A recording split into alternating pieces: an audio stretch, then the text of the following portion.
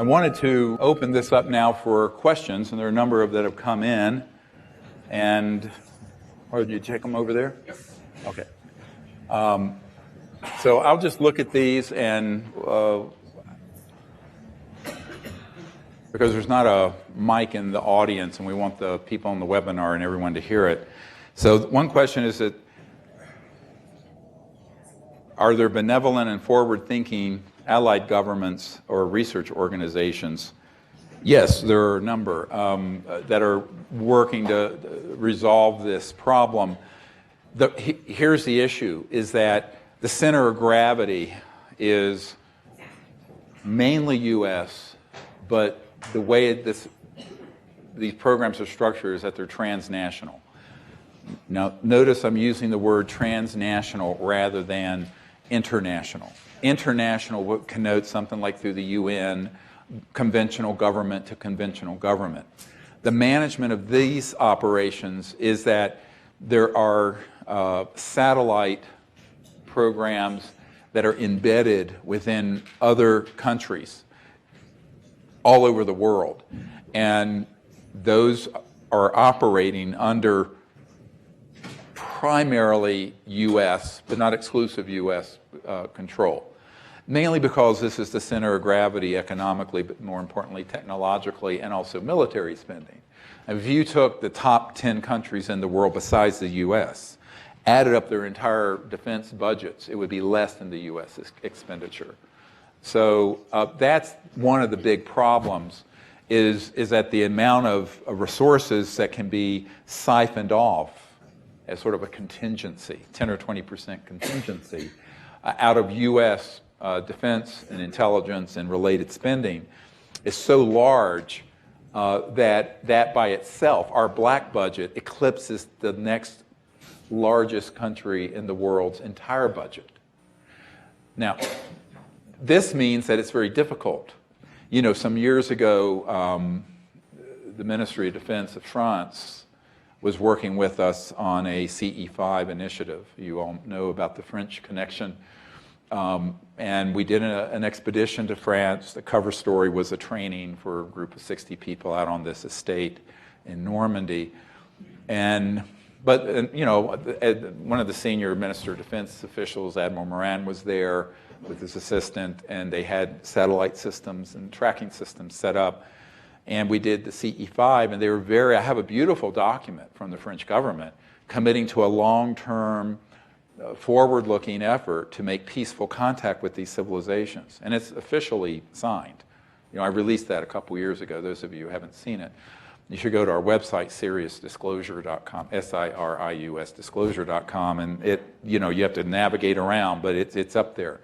And there are a lot of countries. The problem is that the well-intending people in a few countries, even if they're fairly important G7 countries, have a very difficult time taking on this cabal of operations.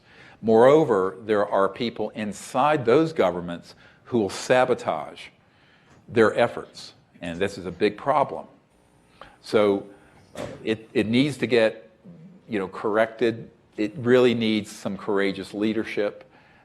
Last month, I read at the end of that webinar, you may have seen, a draft address for a world leader to make, addressing the public on this issue. I don't know if you all saw it. I'm going to release it soon. I was asked to write that for a point of contact I have to President Trump and a point of contact I have to President Putin of Russia. And there are people concerned at those levels, but they're really not in control. And I think that support, yes, moral support, certainly, tangible change coming from a governmental entity, I haven't seen it in 20-some years. So I do see that the public is awakening. I mean, it's a good thing that 100,000 people a day are seen unacknowledged. We're going to come out, the next big educational documentary we're going to do is going to be on close encounters of the fifth kind and higher states of consciousness. And there's something else that I can't talk about that's going to be a major, even larger event. So one of the things that we're trying to do is bypass government. Because, and it's not that I don't think government's important, I just think that it's extraordinarily dysfunctional and broken. And I think it's more likely that the people awakening to this and knowing what the truth is and then taking affirmative, positive steps, such as forming their own interplanetary contact teams through the Close Encounters of the Fifth Kind initiative, using those protocols, which, people who have just downloaded the app, called the ET Contact tool that we have, you can link to it from our website, on the iTunes store or wherever, have found that they can use those protocols and the remote viewing training that's in that app, go out and they have amazing contact experiences, having never been on one of these week-long expeditions with us. So I think that everyone can empower themselves to do that. As far as governments, what I do now when I have meetings with people in the government and the mainstream is sort of a service, because I feel they have a need to know and they should know. My expectations, however, are rather low that they're going to take the issue on, because they have to bite some very big hands. They have to bite the hands of the most powerful intelligence and military operations in the world that have lethal force. They have to bite the hands of the oil, gas, coal, nuclear power, public utility, macroeconomic, petrodollar, gangbankster system, which they're all nursing on. They're all sort of feeding off that system. Because when you come out with these technologies for peaceful use, you will terminate very quickly hundreds of trillions of dollars in assets. You'll have a new civilization. You'll end poverty, you'll end pollution, you'll have a new world. And if it's used peacefully, you'll have a world that is capable of interplanetary exploration peacefully. However, the stakeholders that are out there, and were out there 100 years ago with the J.P. Morgans and the Rockefellers and what have you, they're still out there. But they're, X generations later, but actually more powerful. The centralization of money and power isn't in the governments. It's in the private banking and corporate sector. To give you an idea, the derivatives involved with the trading of commodities alone on the Chicago Board of Trade and Futures is around $700 or $800 trillion a year. The U.S. federal budget's what, 4 or 5 trillion. Go do the math. Okay, so it's a complicated problem. And I have never met a world leader or a minister of defense or a head of an intelligence directorate or MI6 or minister of defense overseas or in this country who wants to try to take that on. Never mind a senator or a congressman. So I think that kind of leadership and courage and integrity has to come from you guys and from us. I think and it's not at all to dismiss government. It's just to say if they want to make themselves irrelevant, and they have, then they'll be irrelevant to the future. If they want to make themselves relevant, they can jump on board at any time.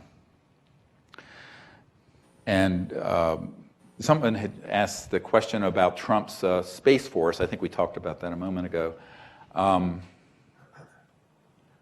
many ARVs have been created and so far in total on the face of the Earth or underground, and how many of those are privately or corporately owned, and how many are government owned? That's a good question. They number in the thousands. It's not just a few. They've gone through multiple generations of these man-made UFOs from the 50s to now.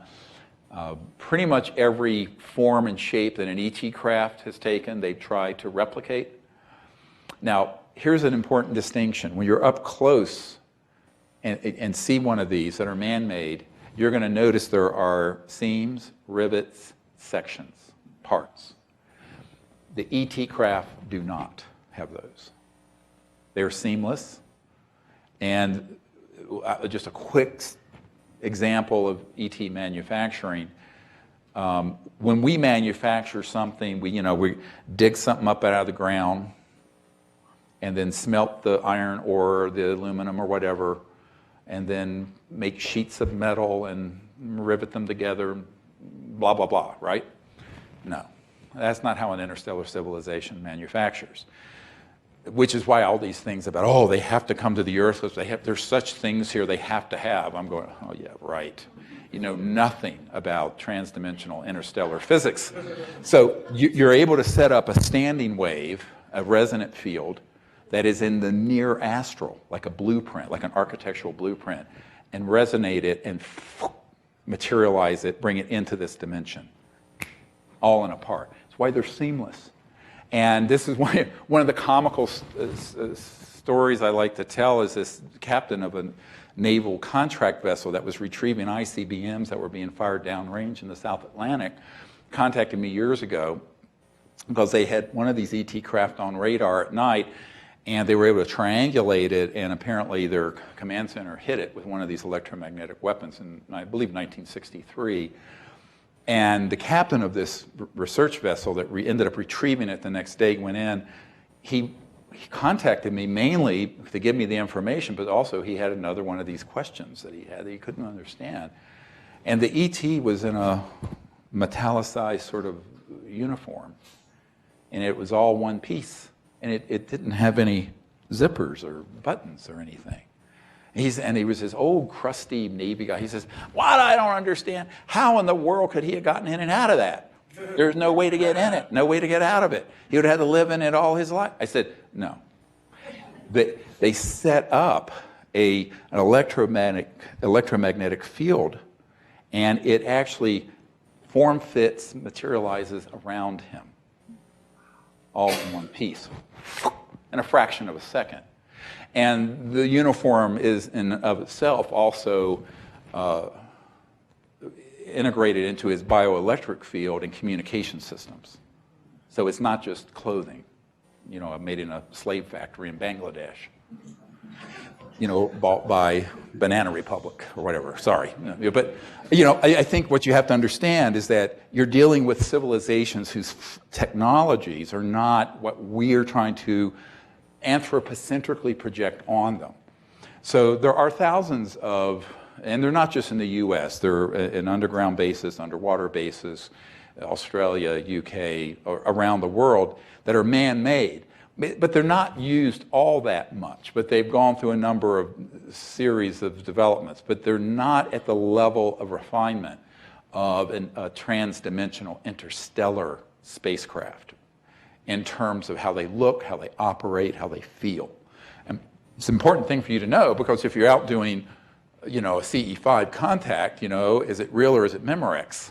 Like the old commercial used to say, is it an ET craft or is it one of ours? Sometimes you don't know until you get a closer or more intimate event happen, like the ET resonantly forms in the circle with you or begins to speak. Yeah, actually, one of the ones that we photographed at Joshua Tree was actually speaking right outside the circle. There were 4 or 5 of them, but they were non-corporeal. You couldn't see any bodies, but you could hear them speaking. Everyone did, and we got quiet. And a friend of mine, Raven, took a photograph, and here's this ET, who I named Bijou. He told me his name was Bijou, from Andromeda, 2.5 million light years from here. Beautiful experience. And that then continued on the rest of the night with all manner of incredible intimate contact. So the man-made machines are going to look and feel like a machine. They're going to be invasive, and they're going to have structural parts. You can tell that they were manufactured together. But there are quite a few of them. I don't know if that clarified or not. I'm trying to use each question to go and share stuff that I think is important.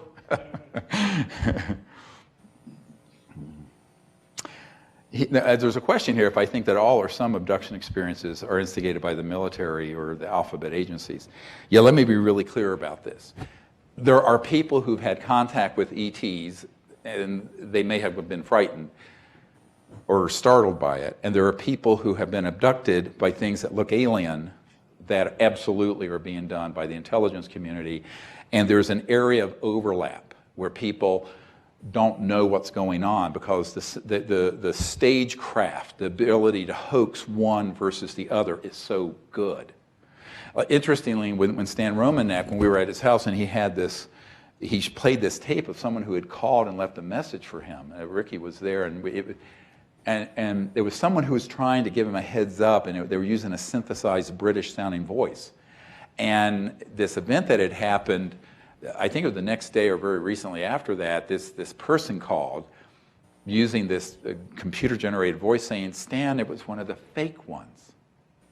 Well, he didn't know what a fake one meant. I said, well, it's a man-made one.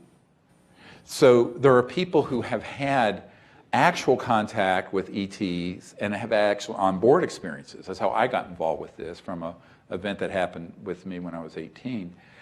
And then there are people who have had very invasive events happen from the intelligence community and paramilitary operations that look 100% alien but aren't.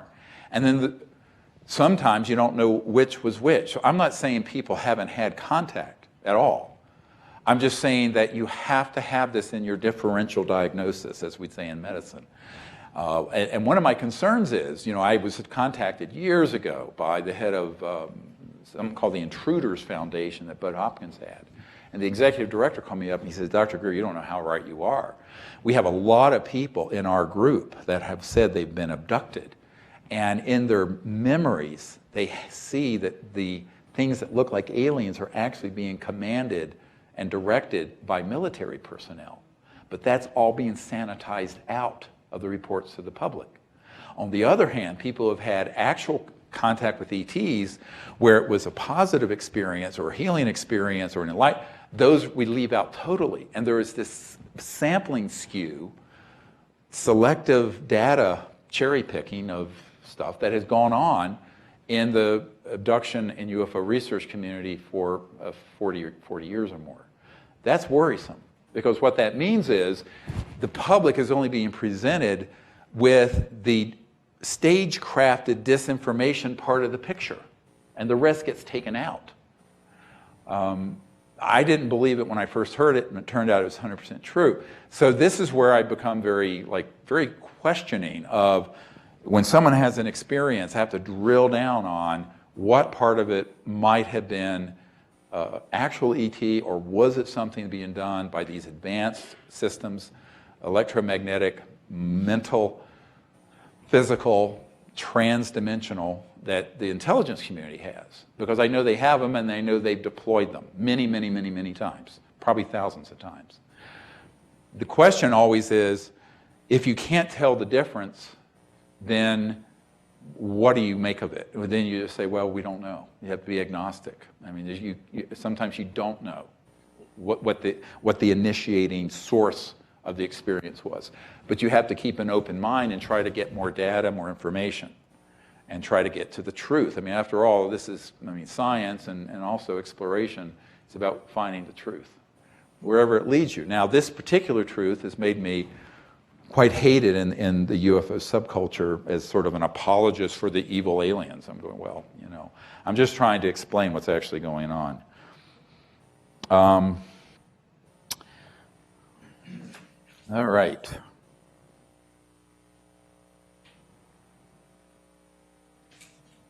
There's a question about, is there any insight on the release of new technologies and what the insiders are saying?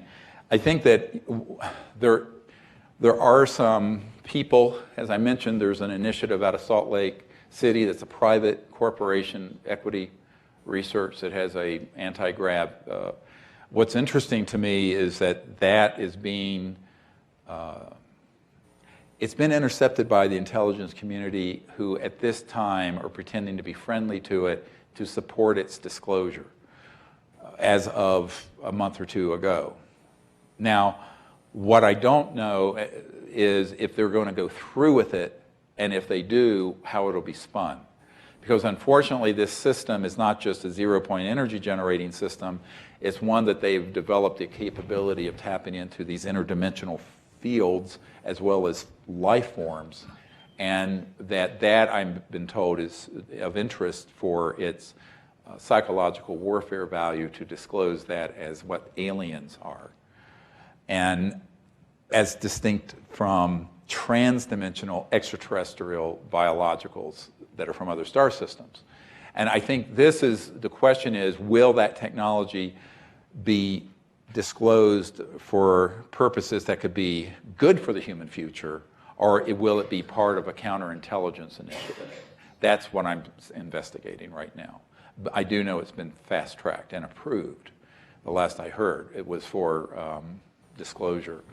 I understand here in Colorado, and end of April, early May, they had a week-long meeting with a lot of government and other people to discuss this, and the outcome of which is unknown.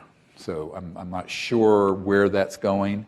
I'm hoping that they do not use it in the way that I have been told they intend to, which would be in the direction of really disinforming the public about this. We're always looking for people who have on their own figured out so-called zero-point or technologies. There are some that we're pursuing now up in Canada.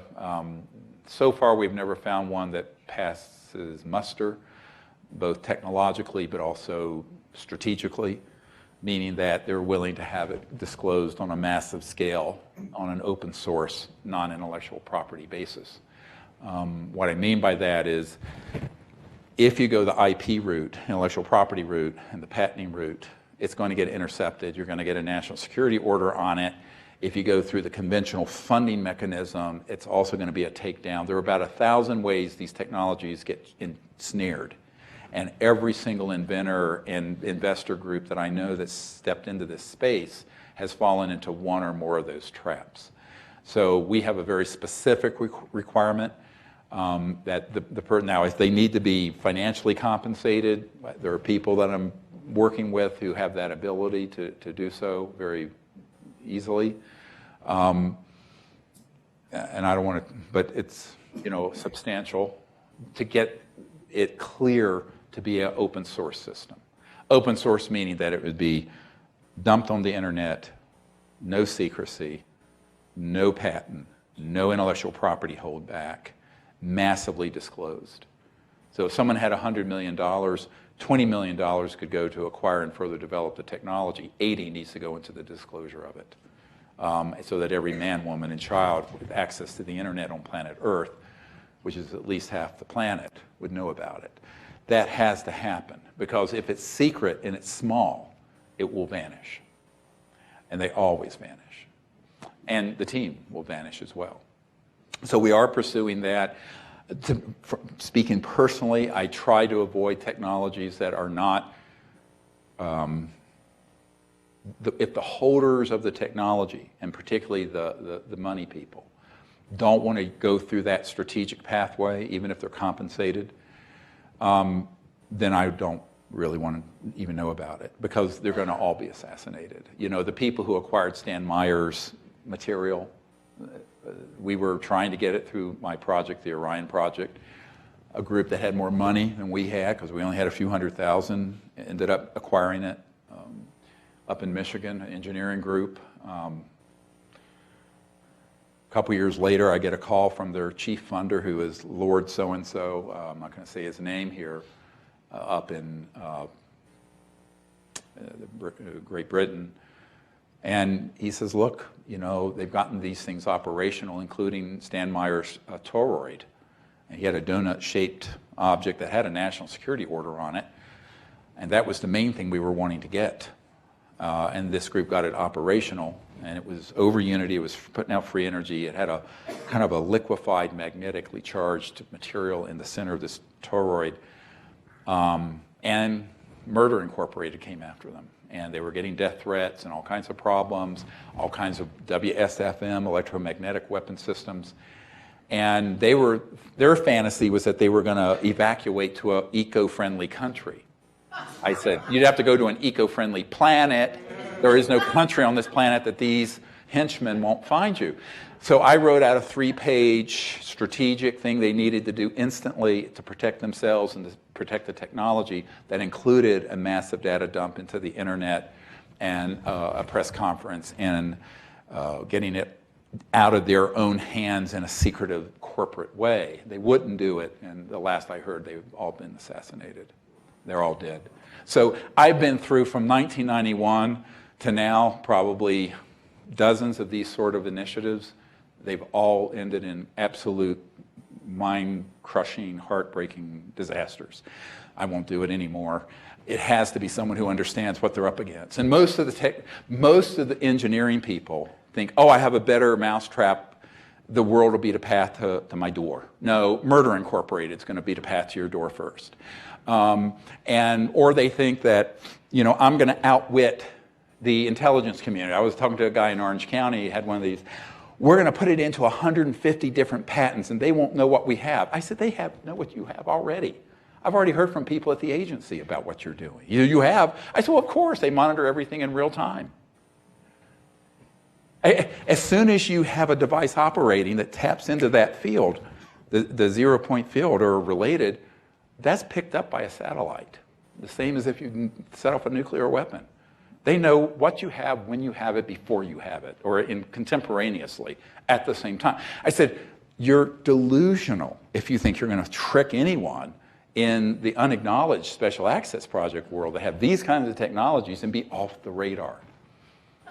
There was another guy up in Canada I met with a year ago, and he said, oh, well, we're going to put it in power plants in Africa, and nobody will know we have it. Oy vey. Where's a rock? I'm going to kill myself right now. You know, it's just like so completely ridiculous because they just don't understand strategically what they're up against. And this is the Achilles heel of people who are brilliant engineers or even brilliant financiers. They think it's like coming out with a new version of an iPhone. No, it isn't. You're coming out with something that's going to terminate hundreds of trillions of dollars of oil, gas, coal, banking, petrodollar, et cetera, macroeconomic power. Not just money, power. Those folks are going to do everything within their ability to stop you. So you have a handful of petro-Nazis and gangbangsters who want this stopped, but you have 7.5 billion people who will be on your side. Give it to the people. So that's my message. There's a way to do it. It's a heavy lift, and even then it's dangerous. Now, frankly, I think that the first level of disclosure on those technologies needs to be a stationary, in other words, sit on your table here or sit up where your heat pump is. That would be an energy generating system. I think that the things that are teleportation or anti-grav and what have you that can be weaponized into a missile delivery system needs to be a second level of disclosure in terms of an applied technology, because obviously anything like that can be applied by anyone once they have the knowledge into a weapon delivery system. And that gets into this other big question of what are we going to do when we grow up as a people? You know, I mean, we're stuck in the 1800s paradigm with our energy and technology. Don't fool yourself with all your little computer gadgets. I mean, everything this planet is running on is circa 1800s, late 1800s. Oil, gas, coal, even nuclear is mid-1900s. So if we want to move on to a level 1 civilization, this has to come out, but it cannot come out if it's going to be used in a weaponized way.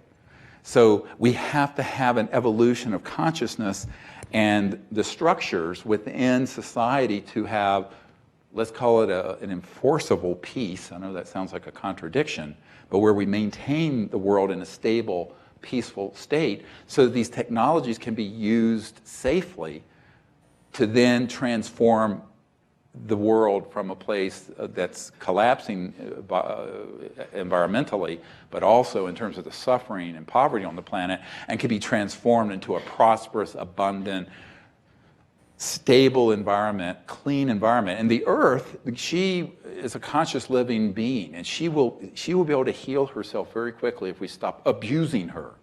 But we keep abusing her. And we have to lift the burden from the earth, and these sciences and technologies would do it. But it's not a step forward if we bring the technologies out and then they're applied to be put into a different and new weapon system. Now, in all honesty, that's what's already happened. Between 1940s and now, the most advanced of these technologies are in the absolute worst possible hands, many of them, and who are not being overseen by we the people or our government of we the people or by any accountable agency. And what that means is the people who are the holders and controllers of those systems, it's sort of checkmate. And this gets into a really deep problem. One of the things that happened when I was briefing the head of intelligence for the Joint Staff, Admiral Wilson, he was very upset about all of this. And he had made an inquiry into these projects prior to my meeting with him, and I did what's called a stand-up briefing at the Pentagon for him. And Astronaut Edgar Mitchell was with me and a few other people. I was teaching Edgar Mitchell about these things. And when I was in this briefing, at the end, I said, we really need your help, Admiral, in disclosing this information and getting these technologies under control and into folks like you, the white hats, which is most of the people in the military intelligence community are very good people, actually. But we need your help. And he says, well, what am I going to do? I've learned that there are groups that are denying me access, because he had tried to access one of these unacknowledged compartmented projects, and they said, sir, we will not read you into this, and hung up on him. He says, but they won't let me in, and the best thing I have that I know about is the B-2 stealth, and they have things that are 100 generations further along that are anti-grav and can do circles around my B-2 stealth. It's point, set, match.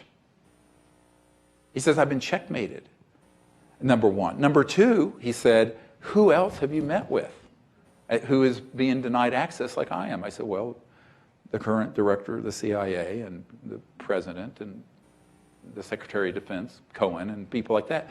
And he said, well, what the hell am I going to do? If I don't get an order from the civilian commanders, then I'm going rogue. How do I get control of it? And they won't give me the order because they're scared shitless. That's when I realized between 93 and 97, 98, we have to do this. And we have to bring out the sciences, the technologies, the information, and also be the ambassadors of peace to these civilizations. That's what has to happen.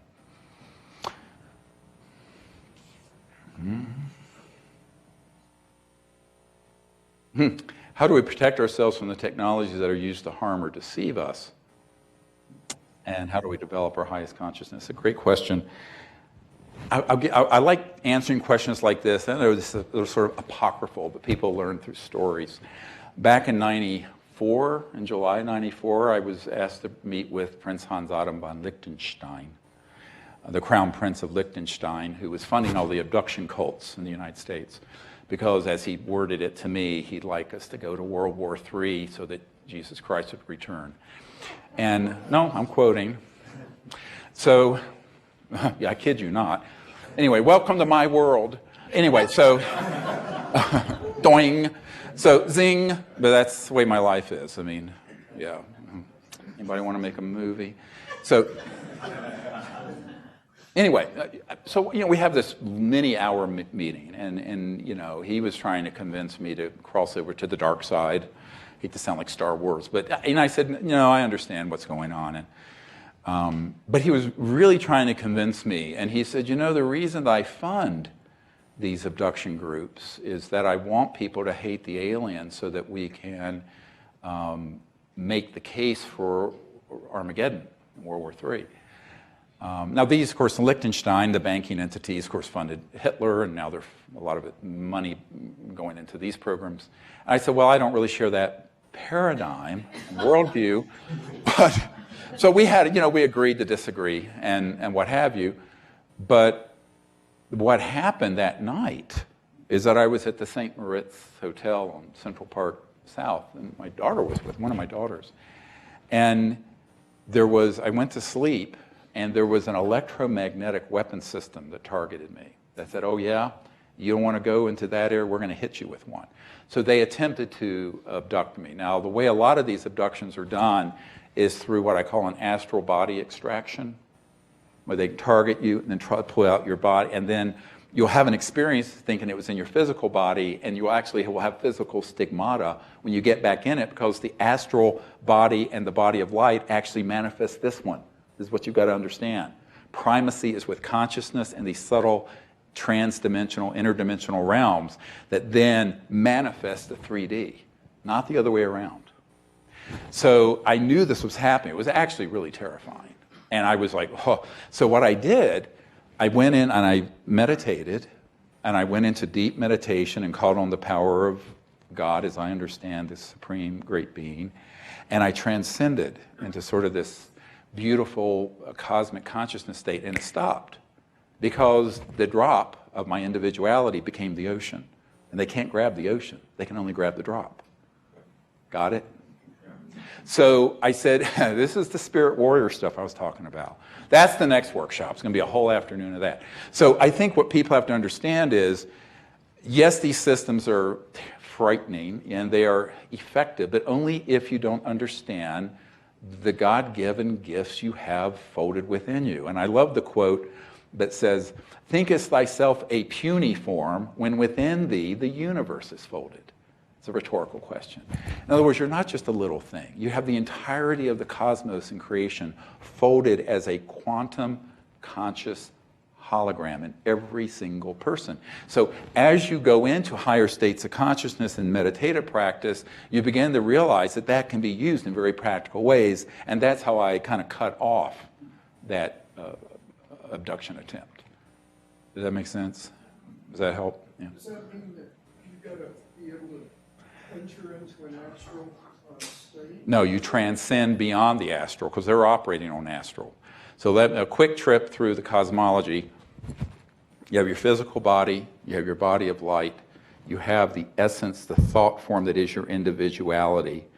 Folded within all of that is, and permeating it, is the consciousness field. The consciousness field is non-local, infinite power, eternal, boundless.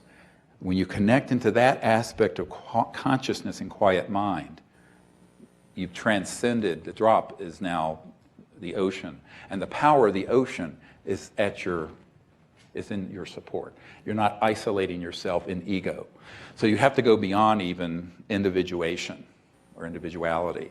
But that's the transcendent experience of the meditative state. What did it feel like instantaneously when you first recognized that this was going to happen? Well, you know, at first it just seems like you were awake, but you weren't aware of anything.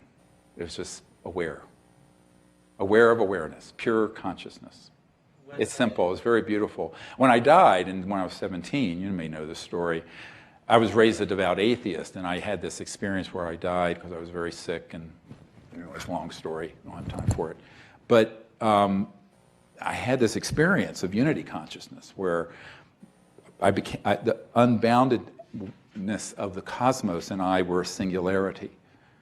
And it was beautiful. But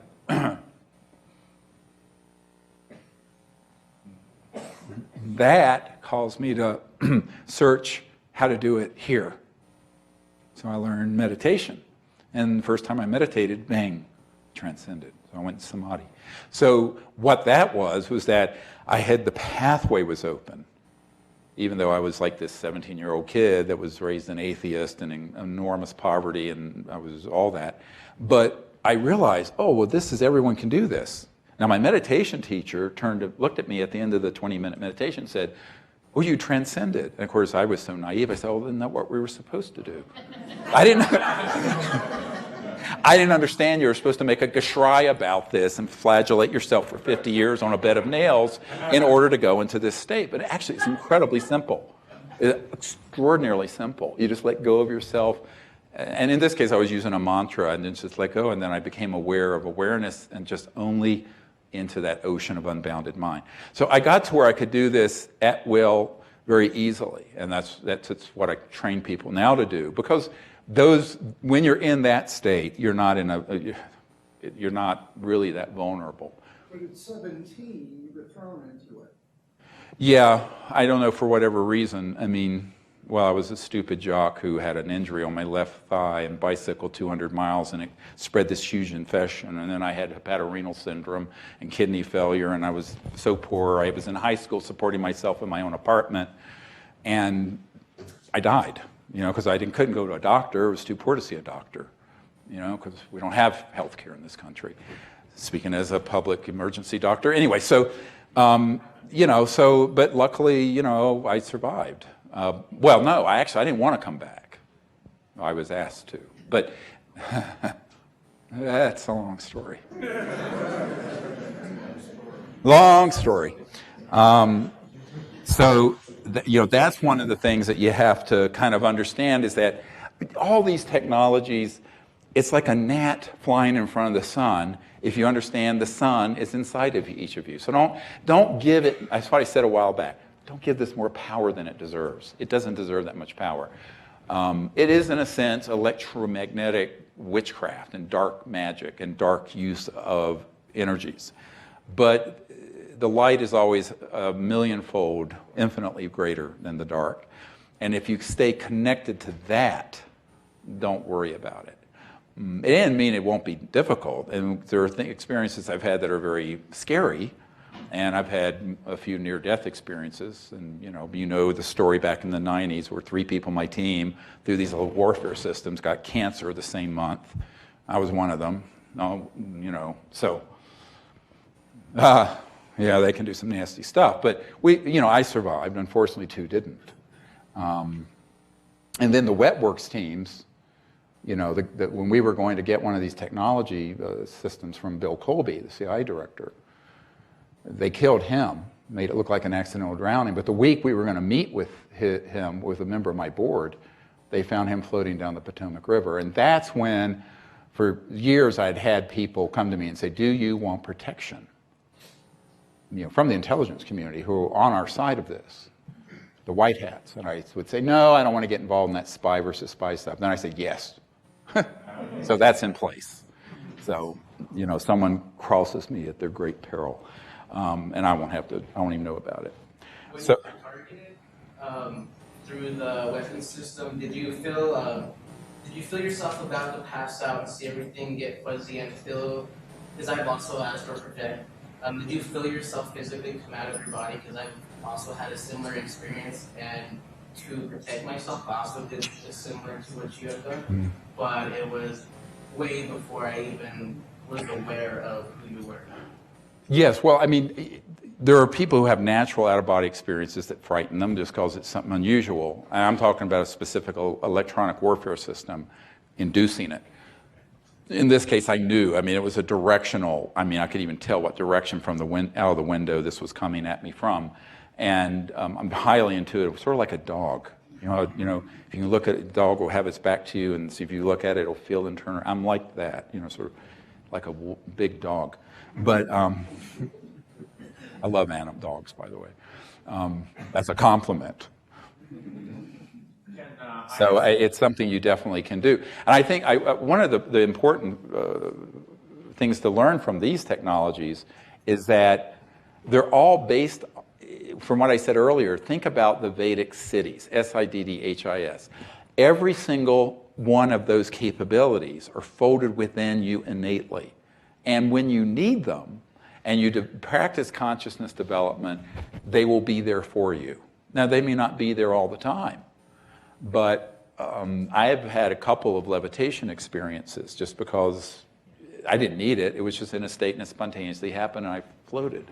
So any of these experiences can come to you spontaneously as you practice meditation, experience higher states of consciousness, and learn the structure of the cosmos. And as you go into that journey, and it's not religious development, but it's spiritual development, which I make a distinction between the two, since they're usually 180 degrees opposite. Not always, but frequently. So religiosity and spirituality are usually 180 degrees opposites. The doctrine overruns the spiritual part. But at any rate, if you practice these, and from whatever tradition works for you, for me, it was the meditative state and the ancient Vedic knowledge in the cities. But then I began to realize that those were all not only mirrored in the extraterrestrial phenomenon of teleportation, bilocation, solid objects like here at Blanca Peak, a massive ET craft in broad daylight went straight into that mountain and didn't hit it because it was just slightly able to resonantly shift its field so solid matter can go straight through solid matter. Because you realize, most of this, quote, matter that makes up your body, if you took the space out of it, would fit on the tip of a needle, the tip of a pin. That's how much matter you are. The rest is this other energy field. So if you just took the matter and moved it a little bit out of spin or angular momentum with other solid systems, you could pass right through it, which is what a Vedic master does when he walks through a wall, right? Or an ET craft when it's shifted and goes straight into the earth or into the water and doesn't explode, because it's not, no atom of the one is touching the other. Does this make sense? So, but think about that. You have that ability built within you, within your hardware and your software of a human or of an ET.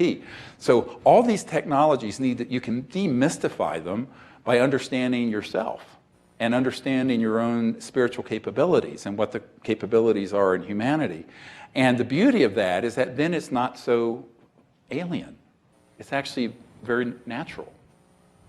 But there is a sort of an educational discovery process to that that has to do with understanding what the human potential is, which is enormous, beautiful. Can higher civilizations protect us from, like, our sun, like a massive coronal mass ejection? There was a question about any of these civilizations can protect us if they wish from anything. Here's the big problem, and I'm glad you asked this question.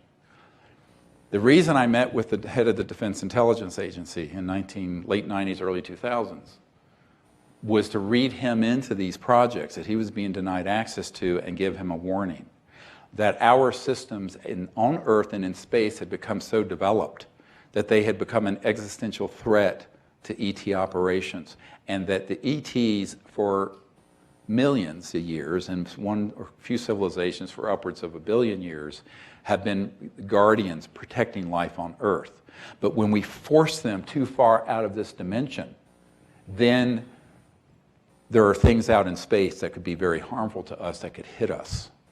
And it isn't to say that they couldn't then re-emerge, but at their own great peril. So we are putting the planet at risk for things that it has traditionally been protected from that we have very little knowledge of, because we have weaponized these satellite systems in space and also ground-based systems that can reach. So what that means is these technologies in the wrong hands are, it's like, forgive them, they know not what they do. They don't even understand, some of these folks, how reckless and foolish the toys. It's sort of a Strangelovian level. Dr. Strangelove is my reference there. Strangelovian level of madness, like the mad scientists and mad people who are in their own little covert bubble. But there are consequences to doing this. And this is why I wanted to wrap up with a few simple points. The solutions are the disclosure and ethical oversight of these USAP technologies. Now that's a big one, is what we were just talking about. We have to reach a point where these systems and the technologies have an ethical and conscious and enlightened oversight. Without that, it is very dangerous. And that is why the Disclosure Project, why I founded it back in the 90s. Higher states of consciousness. By understanding and entering into these states of consciousness, not only can you know what they're doing, but you can protect yourself and the planet. Because people who come together in prayerful and meditative states have a morphogenic field effect that's enormously protective, beyond what you can imagine, even in the physical domain. This is why they've done studies with intercessionary prayer studies, where they found, people praying with a pure heart for someone who's 1,000 miles away. It has a very amazing effect. And so if people act together in a conscious and enlightened way, it really can put us off the course of destruction onto a path of enlightenment and universal peace. And this is why the next big program we're going to roll out is a global mass awareness of close encounters of the fifth kind. If you understand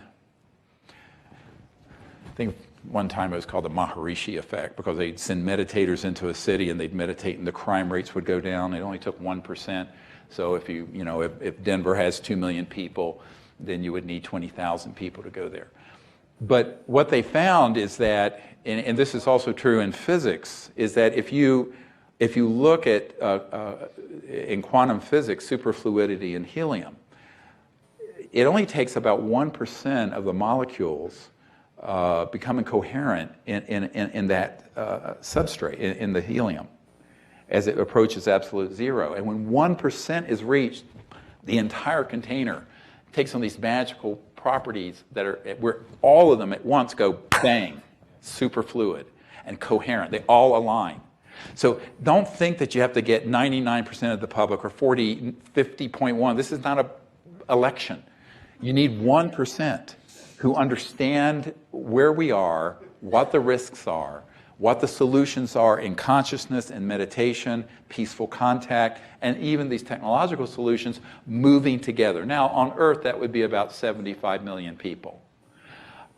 We hope with this next documentary and educational program, we can reach about 100 million people to enter into meditative states together and contact states together, to show these civilizations another face to humanity, an enlightened, peaceful face that can then put us on the path of where we're supposed to have been 100 years ago, and that is universal peace, the ending of poverty, the stabilization of the environment with these wondrous new sciences and technologies that would heal the earth and go forward as an interstellar people peacefully. That's where we're headed, and it's going to take a certain quantum number, but it isn't 99%. It's like 1%. So that's what our next project is, and I hope you will all help us with that endeavor. Thank you very much. I appreciate you.